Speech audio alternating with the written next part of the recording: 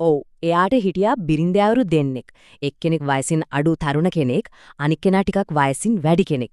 ඉතින් මේ දෙන්නගේම අවධානය දිනාගන්න ගිහින් මේ මිනිස්යාගේ ජීවිතේ හරියට දෙපැත්තට බර තරාදියක් බැලන්ස් කරන්න හදනවා වගේ හරිම අමාරු එකක් වෙලා තිබුණේ. ඔහොම ඉන්නකොට දවසක් තරුණ බිරිඳ හදපු කෑම වේලා කාලා මේ වෙලින්දාට මාරම සතුටක් ඇති වුණා. කෑම ඒ තරමටම රසයි. ඒ තියා ඒ වෙලාවේ දැනගෙන හිටියේ නෑ ඔන්න ඔය සතුට තමයි කතාවේ හැමදේම කන පිට හරවන්න යන්නේ කියලා. ඉතින් ඔය සතුට වැඩිකමටම එලා තරුණ බිරිඳට පොරොන්දුවක් දුන්නා. කෑම නම් නියමයි. ඒ නිසා මම ඔයාට එක රෑ දෙකක්ම නවටිනවා කියලා. ඔන්න ඕක තමයි ටික වෙලාවකින් ගෙදර ලෝක යුද්ධයක් පටන් ගන්න හේතුව වෙන්නේ. හොඳයි. ඔය පොරොන්දුව දුන්නා විතරයි ගෙදර තිබ්බ පොඩි හරි සාමයක් ඒකත් නැති වෙලා ගියා. පොඩි ආරවුලක් විදිහට පටන් ගත්ත දේ කාටවත් හිතාගන්න බැරි විදිහට ලොකු අර්බුදයක් බවට පත් වුණා. වෙලඳා හවස ගෙදර ආවේ තරුණ බිරිඳට දුන්න පොරොන්දු ඉෂ්ට කරන්න හිතාගෙන.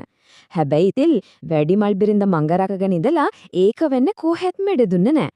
යා පාර හරස් කරගෙන මේකට තදින්ම විරුද්ධ වුණා. ඔන්න ඊට පස්සේ ගෙදර ඇතුලේ පටන් ගත්තේ මහ කලබලය.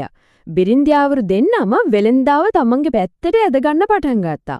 අර අසරණ මිනිස්සයා හරියට කම්බියක් වගේ ඉදපැත්තට ඇදෙනවා එයාලා අතර හිර වෙලා. ඔන්න ඔය මහා ගාලගෝටිය මැද්දේ කවුළුත් හීනකින්වත් හිතපු නැති දෙයක් වුණා. හොරෙක් හොරෙන්ම ගේ ඇතුළට රිංගුවා. ඇත්තටම හොරකම් කරන්න එන්න පුළුවන් නරකම වෙලාව තමයි ඒක. හොරා හිමින් සැරේ ගේ ඇතුළට වෙලා වටපිට බලනකොටම ගේ ඇතුලේ නෙගුනේ මහා විලාපයක්. ඒක එක කටහඬක් නෙවෙයි. බිරින්දියාවරු දෙන්නගේ ඒ දෙන්න අතර හිරවුණු වෙලෙන්දගේ කෑ ගැහිල්ල එකට එකතු වෙලා හරියට සයිරන් එකක් වගේ ක්‍රියාත්මක වෙලා හොරාගේ මුළු සැලැස්මම පචු කෙරුවා. ඉතින් මේ කාන් බිහිරි කරන සද්දෙට තමයි අහල පහල මිනිස්සු ගෙදරට දුවගෙන ආවේ.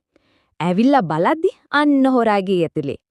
පුදුමයි කියන්නේ ගෙදර මිනිස්සුන්ගේ රණ්ඩුව හින්දා හොරා ආවුණු එක. හරි දැන් තමයි කතාවේ හොඳම හරියට එන්නේ. අහුවුණු හොරාගේ ඉරණම තීරණය කරන්න ඔහුව රජතුමා ඉස්සරහට ගෙනියනවා. දැම්මෙල් වලින් බැඳපු හොරාව රජතුමාගේ සිංහාසනය ඉස්සරහට ගෙනාවා. දැන් ඉතින් රටේ ඉහළම බලධාරියා ඉස්සරහ එයාගේ ඉරණම තීරණය වෙන්නයි යන්නේ. හැබැයි රජතුමා කරපු දේ නම් කවුරුත් හීනකින්වත් හිතපු දෙයක් නෙවෙයි.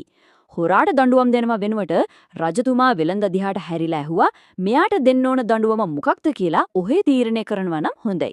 බල වෙලඳ දෙන මේ අමුතුම තීන්දුව මොකන්ද? වෙලෙන්දා පොඩ්ඩක් කල්පනා කරලා එයාගේ තීන්දුව කිව්වා මේ හොරාව මිය යන කල්ම බෙරින්දාවරු දෙන්නෙක් එක විවාහ කරවලා තියන්න. මුළු රාජ සභාවම එක පාරකම නිශ්ශබ්ද වුණා. මේක නම් කවුරුත්ම බලාපොරොත්තු වුණු දඩුවමක් නෙවෙයි. තීන්දුව ඇහුණ ගමන් හොරා බයෙන් කෑ ගහන්න ගත්තා. අනේ දෙයියනේ මට ওই දඬුවම හැරෙන්න වෙන ඕනෙම දඬුවමක් දෙන්න මම මේක බාර ගන්නම් කියලා යා කිව්වා. ඒ කෑ ගැහිල්ලෙන්ම දේරනව නේද? ඒ දඬුවමේ බරපතලකම. රජතුමාටත් පුදුමයි. ඇයි මේ හොරා මරණ දඬුවමටත් වඩියේ මේකට බය? රජතුමා වෙලෙන්දා දිහා බැලුවා. අන්න ඒ වෙලාවේ වෙලෙන්දාගේ වෙහෙසකර මුහුණයි එයාගේ එදිනෙදා ජීවිතයේ යථාර්ථයයි රජතුමාට එකපාරටම තේරුම් ගියා. එතකොට තමයි රජතුමාට ඔක්කොම පැහැදිලි වුණේ. මේ දඬුවම පිටිපස්සේ තියෙන්නේ පරිගැනීමක් නෙවෙයි අත්දැකීමෙන්ම ලැබුණු ගැඹුරු අවබෝධයක්. සමහර වෙලාවට දවසින් දවස විඳවන ජීවිතයක් එකපාරට මෙරිලා යනවට වඩා කොච්චර දරුණුද කියලා වෙලෙන්දාගේ ජීවිතේම සාක්ෂි දුන්නා. අන්තිමට රජතුමා වෙලෙන්දා දුන්න තීන්දුව නිල වශයෙන්ම තාවුරු කළා. ඔව් ඔහු මිය යන තුරුම බිරින්දෑවරු දෙදෙනෙකු සමග විවාහ විය යුතුයි. එයයි ඔහුගේ දඬුවම කියලා රජතුමා ප්‍රකාශ කළා. It's our 27th adventure. Please subscribe and hit play to join us.